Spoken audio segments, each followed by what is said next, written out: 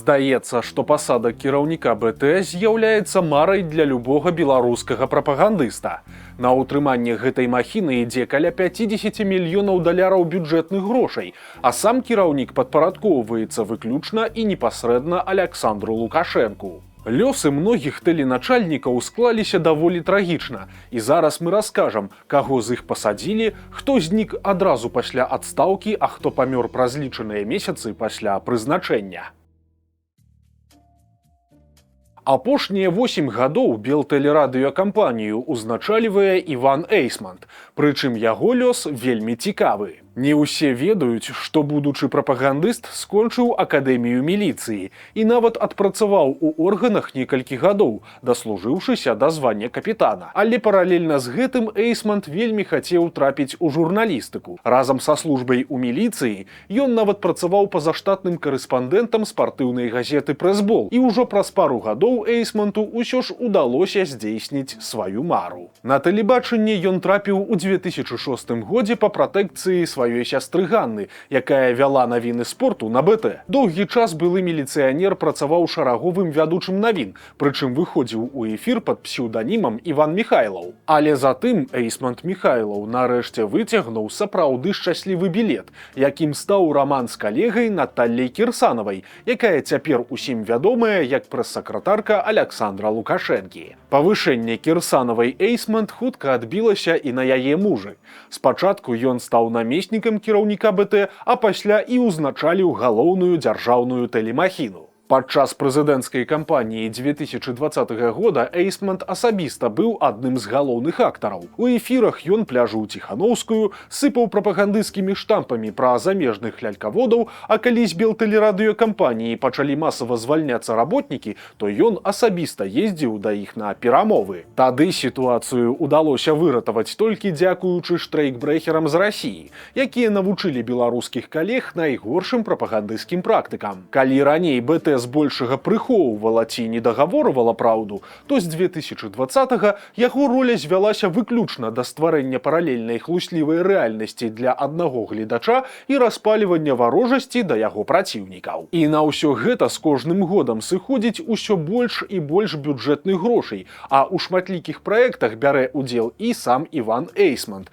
прычым не ад чыстага сэрца, а за сур'ёзны ганарар. Пры гэтым назваць эфектыўнай працу Эйсманта даволі складана. Пры ім белтэлерадыёкампанія страціла сяброўства ў Еўрапейскім вяшчальным саюзе, а канал «Беларусь-1» займае толькі 4-ы радок у рэйтынгу, саступаючы расійскім НТВ і РТР, а таксама айчыннаму канкурэнту АНТ. Астатнія жа каналы БТ знаходзяцца яшчэ ніжэй, а ў Ютубе іх кантэнт спажывае пераважна небеларуская аўдыторыя. Але выглядае, што Лукашэнку ў працы вернага прапагандыста ўсё задавальняе, і мяняць яго ён пакуль што не збіраецца. И не думайте, нигде вы больше не победите. Мы сделали выводы из 2020 года, и мы вас будем бомбить в информационной сфере, пока Эйсмант жив.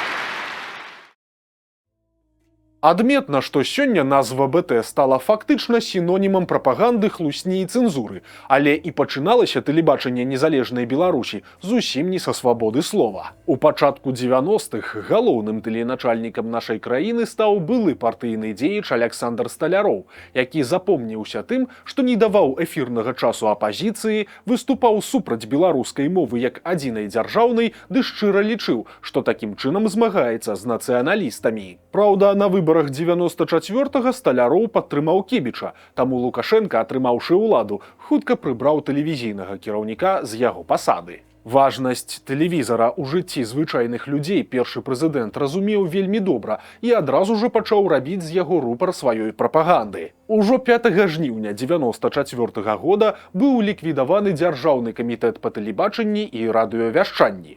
Замест яго была створаная белтэлерадыёкампанія. Новая структура больш не залежала ад урада, а стала падпарадкоўвацца непасрэдна прэзідэнту. Канстытуцыйны суд палічыў такое рашэнне новай улады незаконным, але ў выніку нічога не змянілася. Першым старшынёй белтэлерадыёкампаніі стаў Рыгор Кісель. Падчас прэзідэнцкай кампаніі галоўны рэдактар правінцыйных магілёўскіх ведамасцей актыўна падтрымліваў Лукашэнку, за што атрымаў неверагоднае павышэнне і пераехаў у Мінск. Пры Кісялі белтэлерадыёкампанія стала асноўным прапагандысцкім інструментам у руках аўтарытарнага рэжыму, а ўнутры самога БТ утварылася асобная элітная структура пад назвай агенцтва тэленавін. Ім хацелі замяніць савецкую школу дыктараў. Чалавек у кадры цяпер не проста безэмацыйна зачытваў тэкст з тэлесуфлёра, а станавіўся расказчыкам, які прапусціў інфармацыю пра сябе. Вось так, напрыклад, у 96-м годзе выглядаў сюжэт у выпуску навін, прысвечаны чарнобыльскаму шляху. Пра Чарнобыль на гэтым шэсце гаворкі ўвогуле не было. Крычалі пра ўсё, што прыйдзе на розум, але ж пры гэтым не маючы аніякага ўяўлення ні пра мэту, ні пра сэнс выказванню.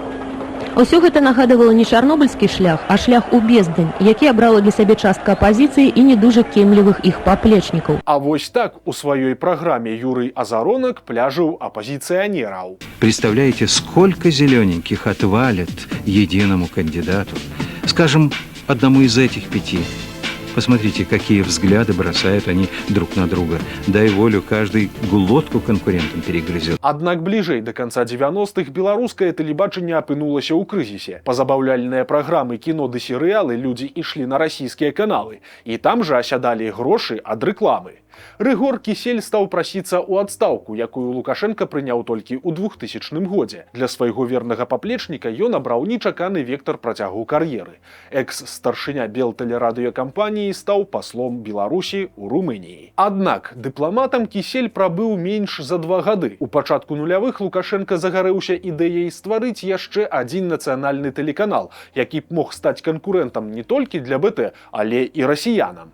І такім чынам у 2002 годзе з'явіўся тэлеканал АНТ, і першым яго кіраўніком быў прызначаны Рыгор Кісель. На гэтай пасадзе ён пратрымаўся ажно 15 гадоў, і за гэты час яму ўдалося зрабіць АНТ самым папулярным беларускім тэлеканалам, разжыцца асабняком у Драздах, а таксама на некаторы час стаць чалавекам з найбліжэйшага кола кіраўніка Беларусі. У гэтай ролі функцыянер запомніўся тым, што на прэс-канферэнцыі пасля выбараў 2010 года расказаў Лукашенку анекдот пра яго самога. Давай рассказывай полностью, ничего не сокращая.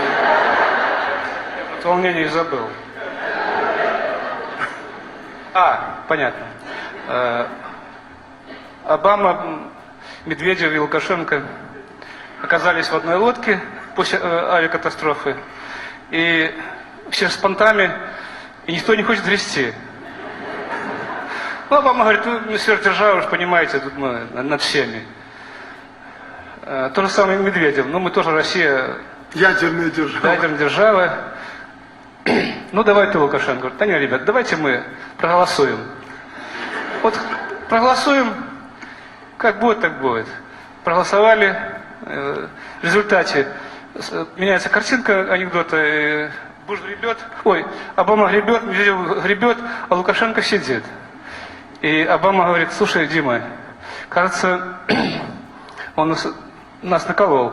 Нас тут только 3, а за ним проголосовало 4. На пенсію Рыгор Кісель сышоў у 2017 годзе, пасля чаго практычна знік з радараў. Апошні раз ён трапляў у медыа, калі спрабаваў здаваць свой катэдж ажно за $6,500 на месяц. Але калі гісторыя стала публічнай, то хутка перадумаў. Цяпер Кісялю 70 гадоў. Пачатак новага стагоддзя адзначыўся кругаваротам людзей на пасадзе старшыні белтэлерадыёкампаніі. Наступнікам Рыгора Кісяля стаў чарговы выхадзец з камуністычнай партыі Віктар Чыкін. Да журналістыкі гэты чалавек меў вельмі ўскоснае дачыненне, але заслужыў прызначэнне выключнай адданасцю Лукашэнку. За год на пасадзе Чыкін запомніўся хіба толькі тым, што ў эфіры па яго указцы яшчэ мацней сталі мачыць апазіцыю і заходніх дыпламатаў. Прычым сцэнарыі да некаторых праграм ён пісаў асабіста. У чэрвені 2001 года Чыкін сышоў у адпачынак, але на працу ўжо не вярнуўся. Ён напісаў заяву аб адстаўцы па стане здароўя, і СМІ тады пісалі, што пад гэтай фармулёўкай хаваўся хранічны алкагалізм функцыянера. Пасля звальнення Чыкін прыстроіўся галоўным рэдактарам газеты «7 дзён», а ў 2012-м 63-гадовы экс-кіраўнік БТ памёр пасля інсульту. Новага старшыню белтэлерадыёкампаніі Лукашэнку давялося прызначаць проста ў разгар другой для сябе прэзідэнцкай кампаніі. Летам 2001 года актыўна цыркулявалі чуткі, што ў Крамлі збіраюцца зрабіць стаўку на іншых прарасійскіх кандыдатаў, таму на федэральных каналах забаранілі паказваць кіраўніка Беларусі. І з гэтым трэба было нешта рабіць. Аднак тады і само БТ перажывала няпростыя часы. Сотні супрацоўнікаў, якія па нейкіх прычынах трапілі ў няміласць кіраўніцтву, былі пераведзеныя ў так званую дырэкцыю перспектыўнага вяшчання. Іх не пускалі ў эфір, плацілі мінімальныя заробкі, але ж не звальнялі. Пры дапамозе прафсаюзаў паніжаныя вядучыя запатрабавалі правесці праверку дзейнасці БТ і масавых злоўжыванняў. Новы кіраўнік белтэлерадыёкампаніі Валерый Скварцоў, які прыйшоў са структуры саюзнай дзяржавы, усур'ёз збіраўся навесці парадак на тэлебачанні, але банальна не паспеў, бо 6 верасня 2001 года, літаральна за 3 дні да прэзідэнцкіх выбараў, ён раптоўна памёр. Скварцову было 55 гадоў. На сваёй апошняй пасадзе ён не прабыў і 2 месяцаў. Пасля свайго пераабрання на чале айчыннага тэлебачання Лукашенка паставіў Ягора Рыбакова. І гэты выбар быў незвычайным па 2 прычынах. Па-першае, старшынёй белтэлерадыёкампаніі нарэшце стаў прафесійны тэлевізійнік. Ну а па-другое, Рыбакову ў момант прызначэння было ўсяго 30 гадоў.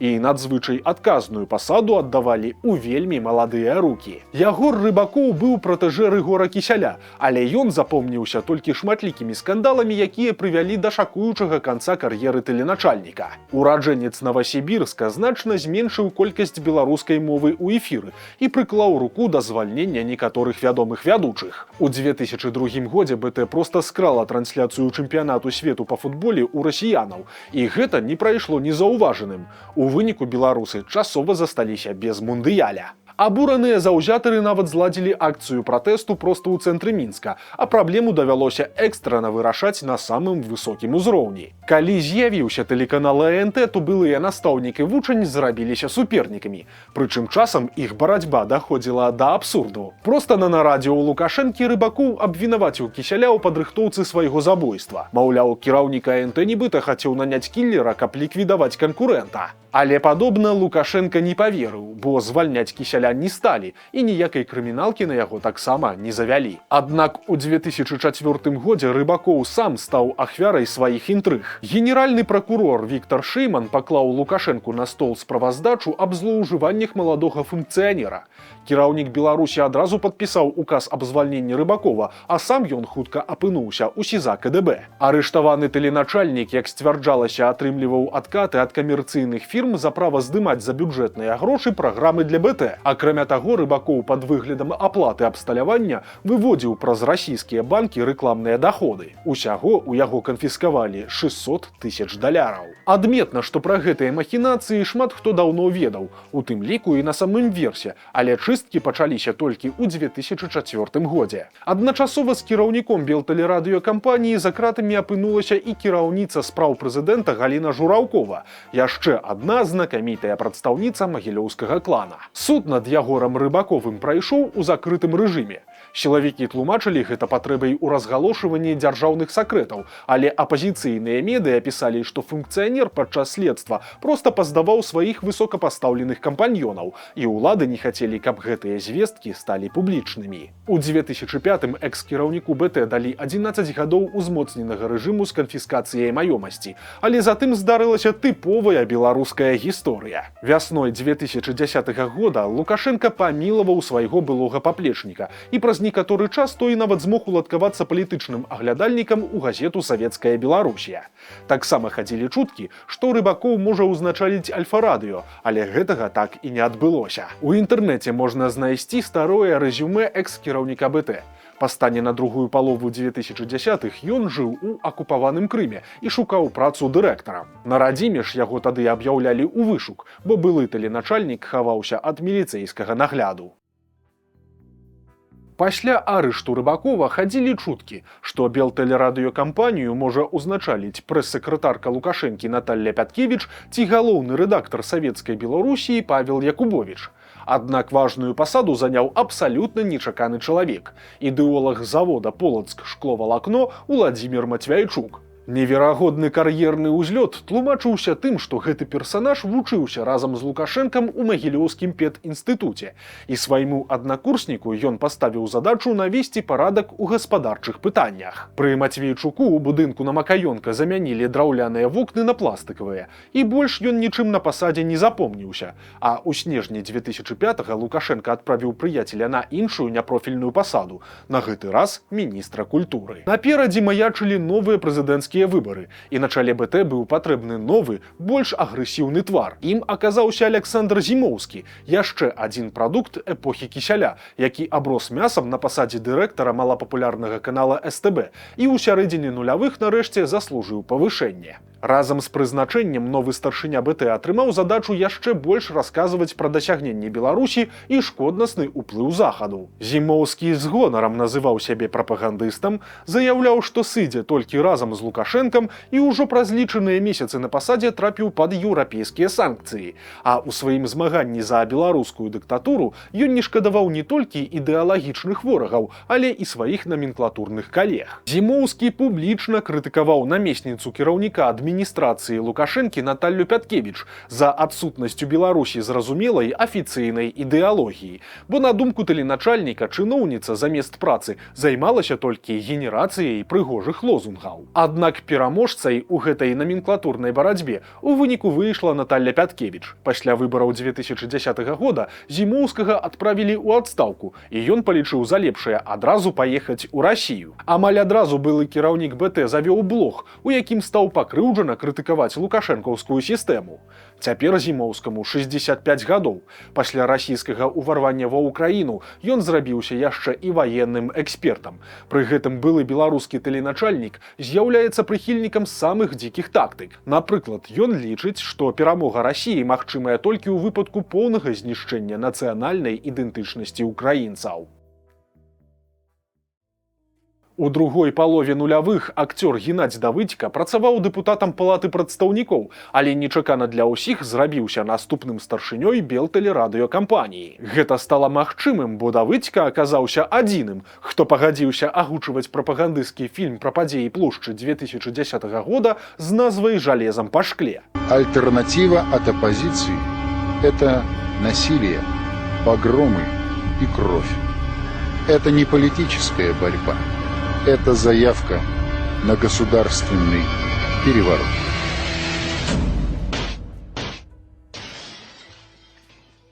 За ўдзел у брудным пасквілі новаспечаны кіраўнік БТ амаль адразу трапіў пад санкцыі, але гэтыя нязручнасці акупіліся надзелам у Драздах, таму па прашэсці гадоў Геннадзь Давыдзька ні пра што не шкадаваў. Пры ім галоўная дзяржаўная медыя-імперыя пашырылася за кошт культурнага, спартыўнага і міжнароднага каналаў, але не абыходзілася і без скандалаў. Так, напрыклад, у 2012-м Давыдзька атрымаў вымову ад Лукашэнкі за фальсіфікацыю вынікаў адбору на Еўрабачанне. А яшчэ праз 5 гадоў на БТ выйшаў фільм з назвай «Белы легіён чорных душ», асновай для якога стала сфабрыкаваная крымінальная справа супраць удзельнікаў вядомай патрыятычнай арганізацыі. Давыдзька любіў асабіста з'яўляцца ў кадры. Пры ім з'явілася праграма «Клуб рэдактараў», у якой кіраўнікі прапагандысцкіх медыа абмяркоўвалі падзеі Беларусі і свету. Яны штотыдзень сыпалі дзіўнымі заявамі. У прыватнасці удзельнікаў маршаў дармаедаў Давыдзька параўноўваў з тараканамі. У лютым 2018-га Лукашенка зняў адразу 3 кіраўнікоў вядучых прапагандысцкіх СМІ, якія, на яго думку, прайгралі канкурэнцыю інтэрнэту. Пад раздачу тады трапіў і Геннадзь Давыдзька, але ж яго адразу прызначылі старшынёй аб'яднання «Белая Русь» і членам Савета Рэспублікі. У 19-м годзе Давыдзька ў 3-й раз у жыцці трапіў у палату прадстаўнікоў. Падчас пандэміі дэпутат выступаў за адкрытае інфармаванне людзей пра хваробу, а ў разгар палітычнага крызісу на сустрэчы з выбарцамі нечакана выбачыўся перад збітым пратэстоўцам. Гэта не магло прайсці незаўважаным, і ў выніку у Геннадзя Давыдзькі адабралі Белую Русь, а на новы тэрмін у парламент яго ўжо проста не ўзялі. Былы тэленачальнік знайшоў прымяненне сваім талентам у Расіі. Цяпер 70-гадовы Давыдзька круціцца ў праектах саюзнай дзяржавы, а на чале БТ яго, як вядома, заменіў Іван Эйсмант, і чым скончыцца яго гісторыя, пакуль што не ведае ніхто.